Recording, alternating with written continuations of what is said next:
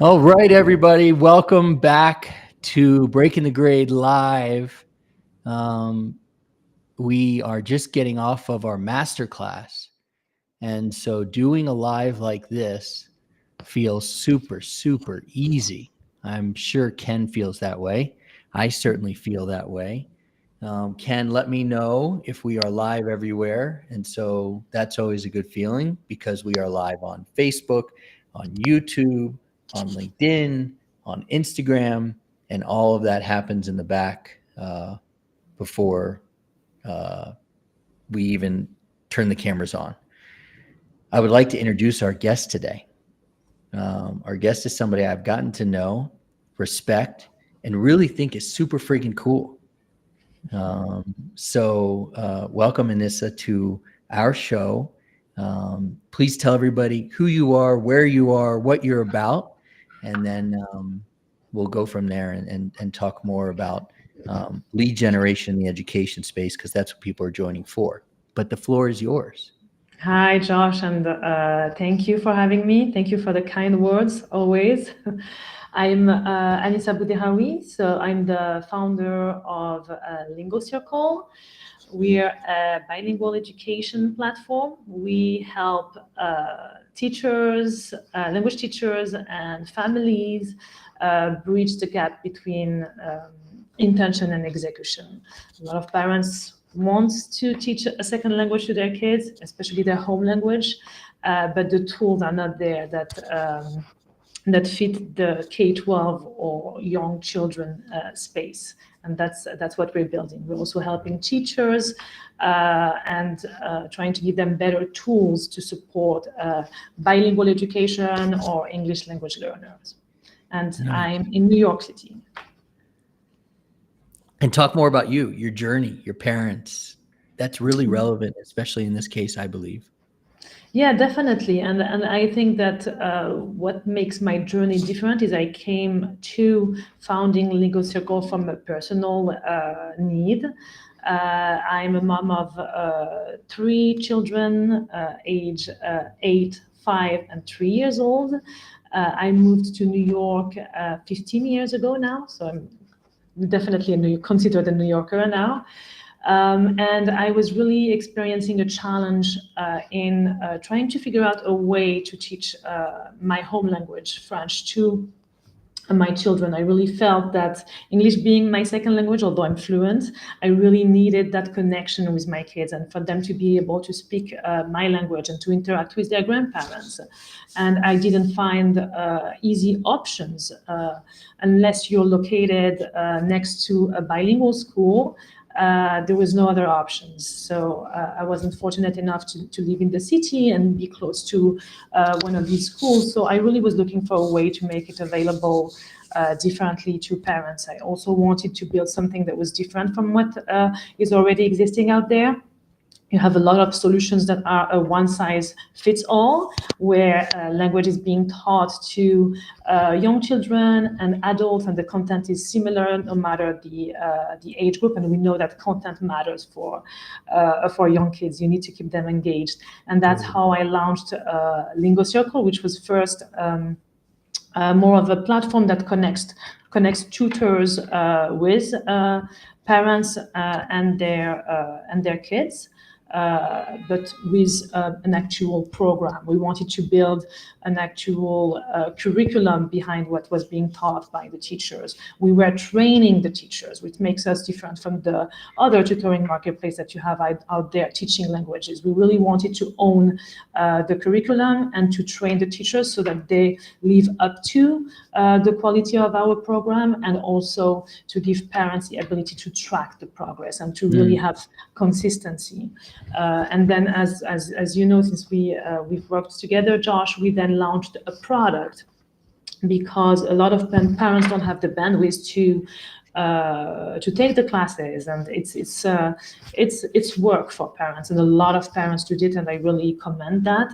But we also wanted to add an option for them to do it outside of a live class, and to be able to learn the language with content that it is geared toward kids via an app. And that's what we launched a few months ago. And the idea was to help families, but also make it available to teachers and schools so that parents can have access to that within the school, forum as well, which would also make their life easier. Gotcha. Very cool. So we're here really to talk about LinkedIn and how that can be part of growing your education business. And we'll talk about why. Anybody who's joining across any of the platforms, feel free to let us know who you are, where you are, what your company is. If you have questions, pop them in. I will try and pronounce this name, Hira. Hello, wherever you're calling in from or typing in from on LinkedIn. Awesome to have you. And so when I think about you, maybe this is my DC East Coast complex that I have, but I see New York and I'm like, ugh, love that place and hate that place, and I see you rocking LinkedIn like you have been. And, you're comfortable doing a lot of different types of posting on LinkedIn, including some pictures that you have of you kind of walking down the streets of New York and being the boss that you are. And I want to know, was that something that you did intentionally? Was it comfortable for you? And what have the results been by kind of taking this really, credibility first, content expert, and going with it? I don't know if it was easy, Josh. It's really, I think you have to put yourself in a mindset that, okay, I'm going out there, and as soon as you start posting one piece of content that actually exposes you, because, okay, I'm going to add a picture, because of course we know that once you have a picture, it gets more visibility on the LinkedIn algorithm. I think you gain more confidence, and you own your voice more, and then you really own your message, and it's just exhilarating to know that your opinion matters, and you're going to go for it and share it on this platform. So it does come with getting started, and then the confidence comes. And there's always, when posting on LinkedIn, you always feel a little bit, worried about what everybody's going to think. Everybody gets that. I know it, and you just have to get past that point and really just get out there and start posting. And the more you post, the more confidence you gain. Is there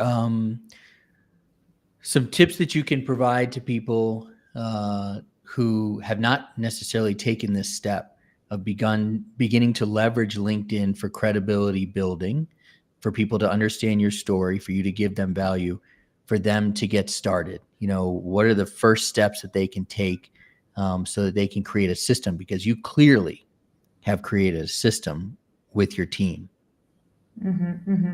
I think it's starting to set some time in your agenda and to write content. And I think that you can get inspired by a lot of things: articles that you're reading, experiences that you're having with your customers or with your prospect, and just start writing content as much as you can, and as often as you can. And then just schedule this content, and really it's all about consistency. I think it's also important to engage on LinkedIn, and it's not just about posting. You need to engage with other people that are posting on LinkedIn, comment, and that's a very important piece of it. I think we've discussed it before, and that's often neglected, but it's really what drives engagement, because the more you engage with other people post, then they will also engage with yours. That's a great point, and you're right. It is often neglected, and it's the commenting part, and that is another way to kind of step in to kind of LinkedIn. If you're not ready to post and you're still trying to figure things out of how that feels comfortable to you, you can support other people by commenting. You can potentially follow subject matter experts in the space, people you admire, and when they post, you can comment. So here has a question here about some tips to grow the connections on LinkedIn and get a good job ASAP. I don't know if we're necessarily here to kind of tell you how you can get a good job ASAP. A good job is kind of relevant anyway. But what you can do is follow people, and when they do post, you can comment.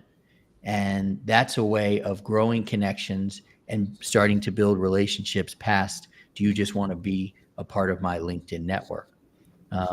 Do you have a process with your team that you do that is helpful? And obviously, again, you're doing this at scale right now, but is there a process? Are you using a specific platform? Are you using a spreadsheet? Like, how are you kind of really doing this in an organized way, like going to the gym? How are you Well, doing it on a daily yes. basis? So I don't have a fancy system right now. I'm using definitely a Google Doc where I line up all of the contents for the month ahead of time. I review every content, make sure that it speaks to my audience, of course, and my ideal buyer and my ideal customer. It's very important, and I make sure that the content is engaging, and really, and if we get back to what it would be for education company, it's really just making sure that the content is not just informative, it has to be intentional. It has to build trust and urgency. But for the process, it's really very basic. It's just about lining up the content for the month so that it's ready, and then scheduling the content ahead of time, and making sure that we're engaging when the content is actually posted and live on. Yeah, that is so critical, what you talk about there, which is getting ahead.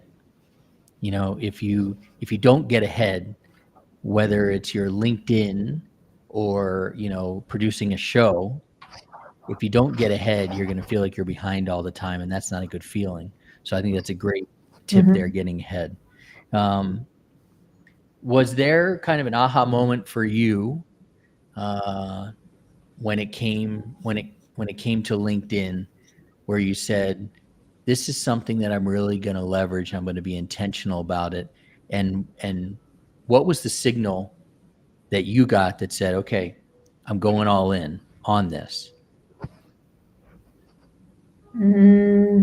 I think that as I started posting more and more and having my voice heard, and basically building my personal branding around what I was building at Lingo Circle, I started having people reaching out to learn more about what we're building. People congratulating me as well for doing so well with Lingo Circle. And that was definitely an aha moment where I realized that this piece of personal branding and building in public is critical nowadays for a business owner, for a founder, and especially a startup founder. It's a very easy way to bring awareness about your brand, and also just put your persona, your founder persona, forward outside in the world. Yeah. It's amazing that when people just stop planning and start doing, you start to get the results. Because if you didn't just start doing, and maybe it didn't go exactly as you wanted, you're still getting the feedback, you're still building the muscle, of how you can and should be doing this to eventually get the results that you want. So you started hearing from people, which is great. That's what you're looking for. But I'm sure that wasn't instant. So let's talk about the time where that time period where you started posting and before people started engaging. And that's the time, if we think about this from a gym standpoint, going to a gym, where you're not necessarily seeing the results, but you're putting in all the work. What was that like, and how did you keep going? Sure. This is a very good question because it definitely happened, and it will happen when you start posting. And I think that I realized I was posting consistently, and I realized that I couldn't just wait for engagements to turn into conversations. I had to actively invite the right people in. So I shifted from saying, here is what we are building, to actually asking, are you facing this too?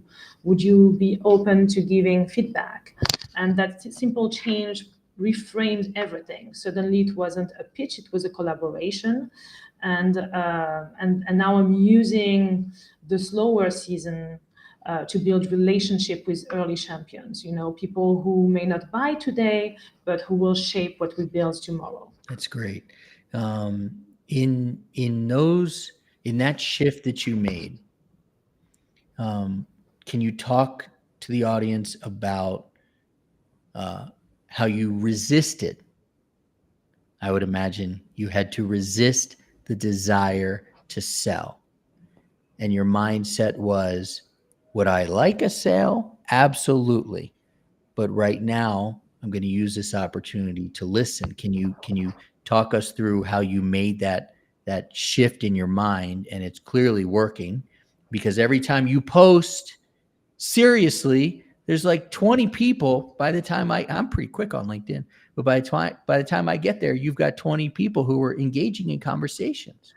So talk about how you have shifted your own mind from, it's not about connection to contract, it's about everything in between.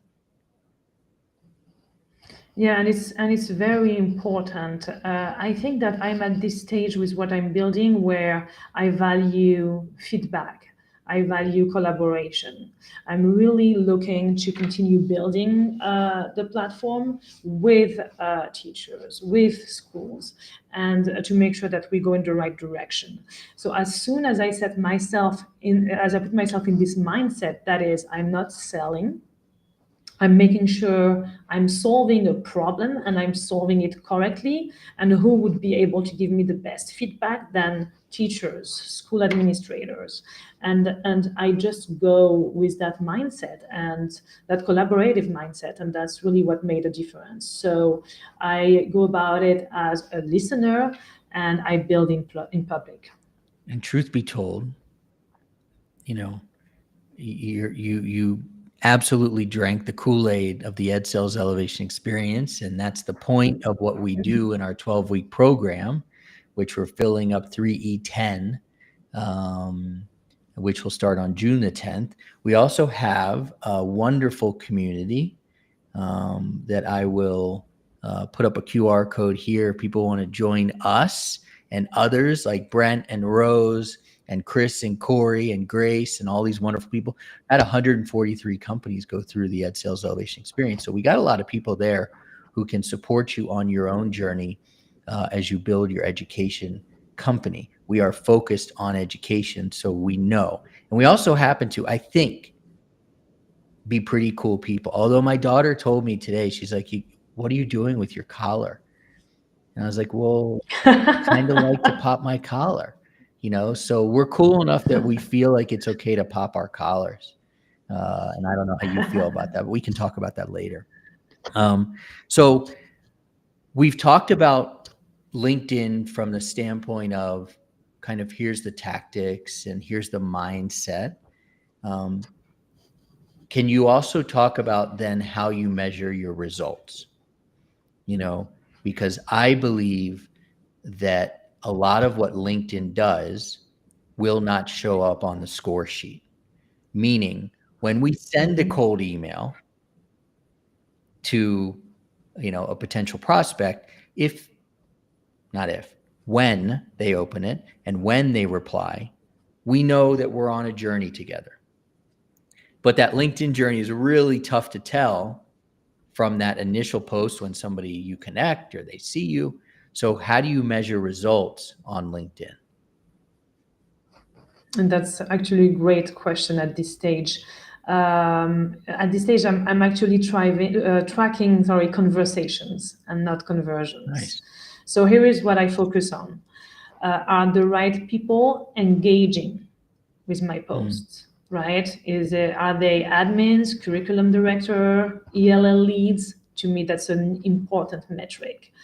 Are people saving or replying to posts and DMs? Because that will show real interests. How many DMs lead to real conversations or discovery calls? And then, is the content I'm creating generating warm intros or referrals from others in my network? So it's less about likes and more about signals of intent. And ultimately, are we opening doors that will lead to meaningful pilots? And back to kind of the tactical approach here, because I don't want people to think this is, at least in the beginning, is not doesn't have to be an incredibly complicated thing. What are you using? Are we using Google spreadsheets? What are we using to track this? Exactly that. Using, as I said earlier, Google Doc to prepare all of the content, and then an Excel spreadsheet to track DMs and responses, and meetings that were actually conclusive or that actually happened, conversations that happened, because again, that's super meaningful. And we worked on that, Josh, how in the Raise Your Hand campaign. But very simple processes at this stage. And of course, we're using LinkedIn Premium for messaging. Gotcha. Okay. Now, I want to talk absolute friggin' results, in the sense of, I need to get this deal closed, or I need to get this person who ghosted me to reach back out, because this is the time of year. It is, it's May 22nd, right? I think. Yeah, it's May 22nd. And, now's the time where you really want to be closing those deals with the schools. So you have deals that we've all experienced this, where we totally thought that deal was going to close, and then we never hear from them ever again. We're having a conversation, and somebody's ghosted you. So if somebody were to come to you on the streets of New York, and say, in a very New York accent, how am I going to get these deals closed right here and now using LinkedIn? What would you say? Well, in terms of following up with someone that ghosted you, I would say I don't follow up with pressure. I will follow up with context and relevance. So instead of just saying, I'm just checking in, I'll say, we've made a few updates since we last spoke, and I wanted to see if this new direction might be more relevant for your team. Or I'll send a quick note. I saw that your school is expanding its bilingual program. I'm happy to share how we're supporting others in this space. So the goal isn't to chase them, it's to give them a reason to re-engage. That's awesome. You saying that reminds me of how effective that is. Just hearing it. And, I often, in the Ed Sales Elevation Experience, you heard me talk a lot about golf. And the interesting thing about golf, when you swing easier, the ball goes further. And, a lot of people would think that the harder you swing, the further the ball goes. And I feel like you are in such a, I think they say like a flow state with what you're doing right now, because you have clarity in your communication. You have confidence in what you're doing. And so you're not chasing now. People are coming to you because they're interested. Is that obviously, business is still business. It's still tough every single day. But in terms of what I just talked about, that flow state, are you feeling that right now? Absolutely, and I think it's really all about nurturing your potential, your ideal buyer, ideal customer persona, and it's a gymnastic. It's something that is you're building relationship for the long run, and that's why I don't have this mentality of chasing or closing the deal. I just know that everything we're doing right now on LinkedIn is spreading the word about the work we're doing, about why we're doing it, and then building relationship and working collaboratively with schools and teachers, and not in a pushy way. Really, the idea is, am I solving a real problem?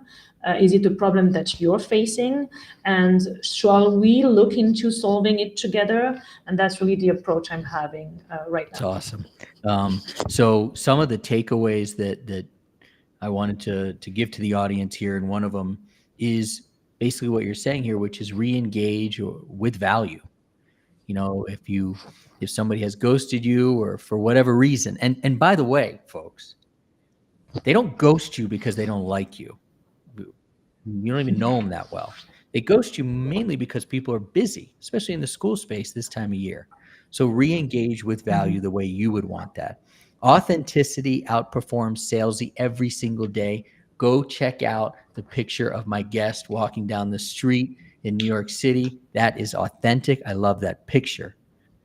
Credibility content converts, which means give good content, not just about your product, but begin to coach people. If your audience needs the help and you can give them help, start coaching them. Focus on trust, not just tactics. Tactics aren't going to do it. Trust is what is going to get somebody to potentially respond, because they see that there's a subject matter expert in front of them that can help them.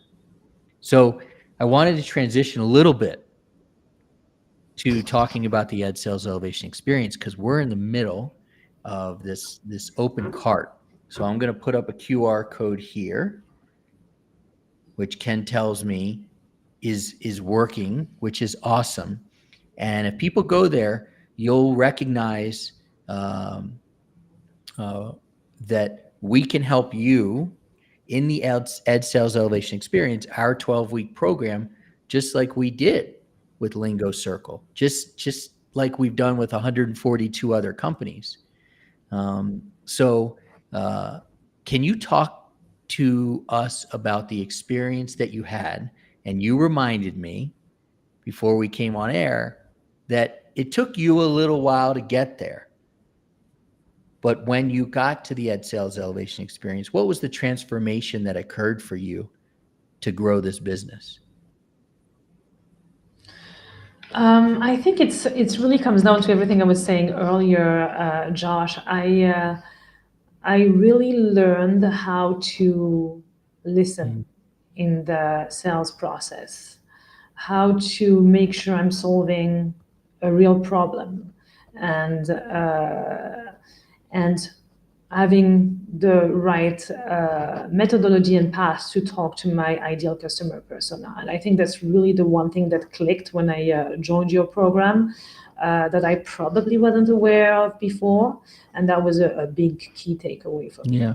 And had you tried other programs before? Kind of where were you mindset-wise at that point with the business? Well, I did try other programs before, which were more product market fit related or targeted.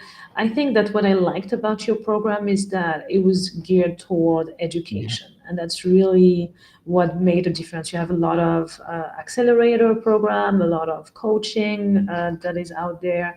And I really wanted to join a sales program I don't know if that's the right term for your program, but something that would be geared, how do we approach the education space? Right. Yeah, we're only focused on education, as you know. And then can you talk about the relationships that you've built outside of it? As you know, my family is transitioning more back to the United States. And one of the things I'm really excited about is getting to hang out with you guys. Like going up to New York or Philly or being in DC and getting to see Eric and Paul and all of the people that we've gotten to know. So what about the community aspect as well? I think it's an important aspect of it, and thank you for reminding me. I loved it. I loved meeting with a community of founders that were in the same space and that had the same challenges. And I even liked it more so when they actually live in New York. And I actually ran into one of the cohort member at a conference. I think it was really a key component of it, the fact that we were meeting regularly, sharing our struggles or things that were working and brainstorming together really made a difference with this program. And that, I don't think that you get that often in those programs. And again, the difference is that we were all in the same space, in the same education space. We were not competitors, though, which is great because you manage to curate the participants so that we can work together and support each other without being in a challenging position. So we're in the same space, we can share, and I really loved the community aspect of it. Yeah, totally. And the interesting thing about the cohorts is we will have people who have made no money, and we'll have people who have made hundreds of thousands, if not millions of dollars, many millions of dollars. And the same struggle is happening for both sides of that, which is they're trying to figure out how to get leads on repeat because you want to focus on the business. As you know, I believe in founder-led sales. I don't care if you have $0 or hundreds of millions of dollars. If you don't have leads on repeat, it's going to start with founder-led sales. And so the groups that have come through, you've probably heard me say this, at 143 companies, I would have a beer with every single person who's been through it. I'd have more beers with some people because some people I have more in common with, but everybody comes with this great attitude of looking to grow their business, help other people, and also have some fun. And when you meet for 12 weeks straight for an hour and a half each week, you're going to have some fun, especially when I'm, handling the mic. So I think we had some good times. I would like we're going to begin to land this plane, but I would like you just to kind of talk a little bit more about the future of your business and what you're seeing. And also feel free to talk about some of the challenges.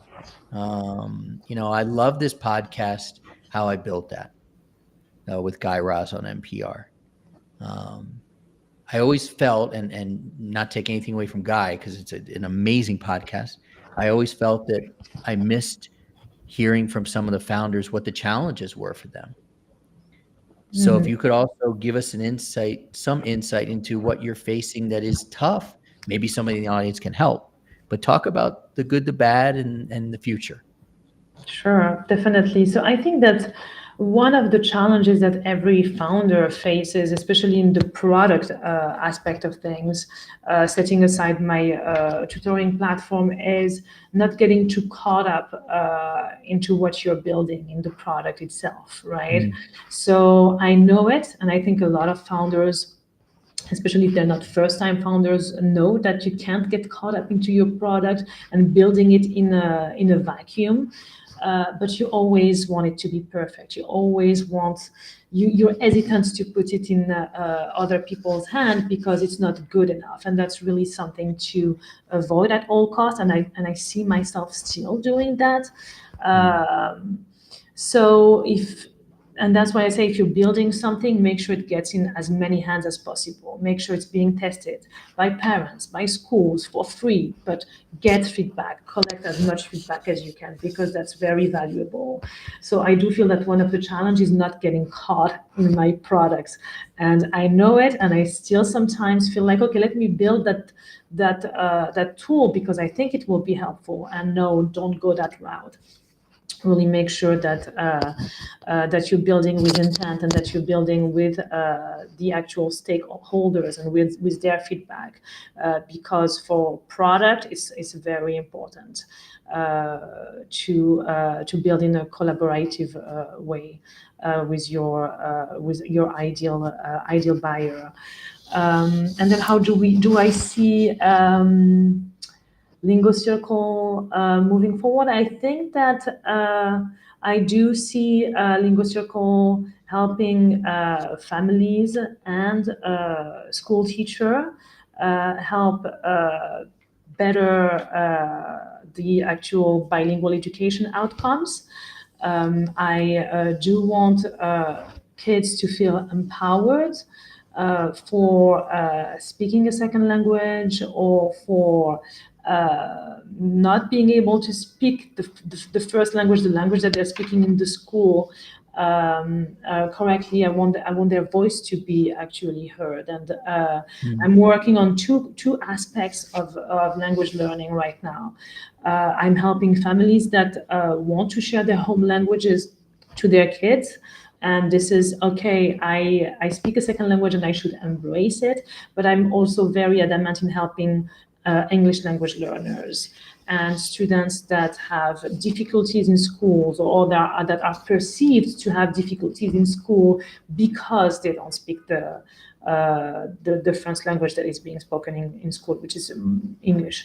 So this cause is very important to me, and I would love to see tools that will help English language learners and English language learning teachers be able to provide differentiated learning and be able to give the right tools to these students that are fantastic students, but they have just the language barrier that is stopping them from achieving and for being fulfilled in school. So that's the path we are working toward right now. Well, I'm so proud of you and everything you've done, and I appreciate you coming on the show. And I promised you there was a little surprise coming. Oh, okay. And even Ken doesn't know this, but so I have always respected your style, and probably it's got this New York thing and your style. And I have had these glasses, not these ones, these glasses that I got in Copenhagen. And maybe I had a few glasses of wine when we went shopping. So I was like all up for whatever. And my wife and my kid and this super nice guy, super, cool guy was like, yeah, you should get them. You should get them. He was selling them to me. And of course I bought them. So I want to see what you think about them. Okay. So I'm going to take these off and I'm going to put these ones on. You could be honest. Okay. These have never made it on air, but I thought now I'm going to get her honest opinion. So I need you to be honest, right? Okay. You ready? So you tell me what you think about these. All right. They're from Copenhagen. And you could say you don't like them. Honestly, I could give them to my wife or whatever. But or to your kid. That's some fun here. You don't like them. I think first of all, the color matches your logo. Was it intentional? Very intentional. So for that aspect, I like them. No, I think they're not bad actually. They're not bad. Yeah. It takes getting used to it, but the color definitely matches your logo. So I think that could be a winner. Ken's comment is LOL in the private chat. Thank you. It takes getting used to. I appreciate that. That's good. I wonder if that's how people feel about me in general. It takes getting used to. No, I don't think so. Well, I'm gonna keep these on the rest of the show here, and but yeah, these were they're my most expensive glasses, and they've never seen the light of day. And I thought today, I'm going to see if I can get an honest opinion outside of this house of what they look like. So I think I got So my honest opinion. what was the opinion inside the house? They actually really like them. Okay. And but at the same time, like I'm always up for, look, my collar's popped, like if I was walking down the streets of New York with these glasses and this collar, I'd probably get punched in the face. At all. That's the thing Somebody about New York. No. That's the Yeah. thing. We got a comment that I like them.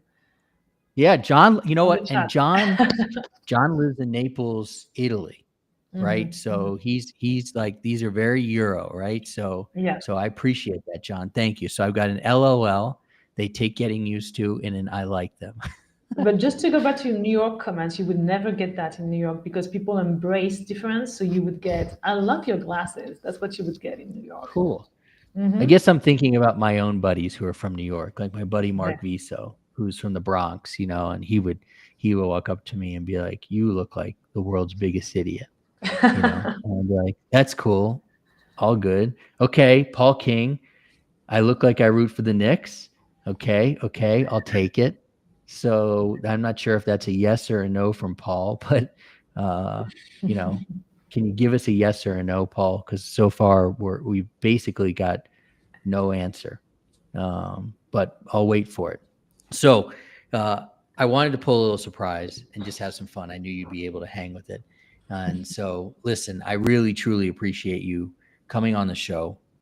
I think that you have really embraced who you are. You're helping me embrace who I am in these glasses right now. I'm distracted by myself, looking at myself. And that's really important to do. As much as, we're kind of joking about it right now, I think that, yes. Well, what about the Knicks? But it's a yes, but what about the Knicks? But fine. But it's really important. And I think part of what people that we talk to, and maybe you experience this as well, don't see is that people buy from us. It's the platform, yes, it's the logo, it's the brand, it's the post, whatever. But at the end of the day, we have to be comfortable with who we are. We have to be confident with who we are. We have to be clear with how we can help people. And that's important to be able to do. And you have embraced it. And I appreciate that. And so I hope that people will connect with you on LinkedIn. You're an amazing follow. You've got amazing content that's personal, that's also very professional. And that's a tough blend to sometimes brew up, and you have. So thank you again for being on the show and giving me your honest opinion on these funky glasses. Well, thank you for having me, Josh. And you know what? I like them. You like them? Now I can give you a yes. Yes, it did take to getting used to it, but I like them now. Okay. So a couple minutes and people are in on them. So I appreciate that. Truly. It's wonderful. It's wonderful having you on the show. And it's really, I'm looking forward to being able to hang with you at Tech Week in New York. And by the way, January the 6th is the Catalyst event at University of Pennsylvania's Graduate School of Education. And if you can make that, please do. Yeah, Eric, you're totally right. She's always supporting others. So hopefully, we've got a few people. I think it'd be a long commute for John to come from Naples, Italy. But Paul, Eric, everybody who can make it to the Catalyst event, University of Pennsylvania's Graduate School of Education on June the 6th. I'll be sponsoring it. I'll be speaking at it, and we'll have a bunch of people coming, and I will figure out if I feel comfortable enough wearing these glasses. I don't know. Sounds fantastic. But thank you for being on, and keep doing what you're doing. It's really inspiring. Thank you. Thank you. Thank you, Josh. See y'all. Everybody have a great week. We'll see you next week with John Gamba. He'll be back, and maybe I'll